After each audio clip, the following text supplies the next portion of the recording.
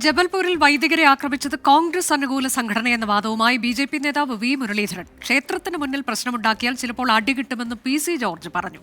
മർദ്ദനമേറ്റ father Davis ജോർജിന്റെ വസതി മന്ത്രി കെ രാജൻ സന്ദർശിച്ചു. 3 പ്രതികളെ തിരിച്ചറിഞ്ഞെന്നും പോലീസ് അറിയിച്ചു.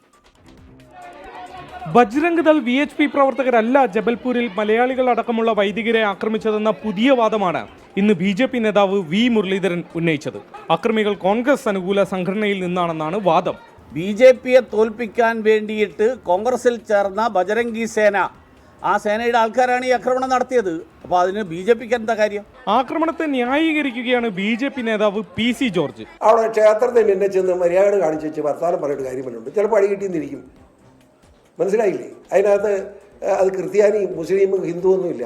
ആ വിശ്വാസം തകർക്കുന്ന രീതിയിൽ ആരും പ്രവർത്തിക്കാൻ പാടില്ല. പ്രവർത്തിച്ച് അങ്ങനെയൊക്കെ സംഭവിച്ചെന്നിരിക്കും, സഹിച്ചോണ്ടാൽ മതി. ആക്രമണത്തിന് വിധേയനായ ഫാദർ ഡേവിസ് ജോർജിന്റെ വസതിയിലെത്തി മന്ത്രി കെ രാജൻ അദ്ദേഹവുമായി ഫോണിൽ സംസാരിച്ചു. കേരളത്തിന് പുറത്തുള്ള സംസ്ഥാനങ്ങളിലൊക്കെ മതന്യൂനപക്ഷങ്ങളുടെ വിശ്വാസവുമായി ബന്ധപ്പെട്ട് ചുമതലയേറ്റു പോകുന്നവരുടെ മുമ്പിൽ അവരനുഭവിക്കേണ്ടി വരുന്ന ഭീകരത ചെറുതല്ല.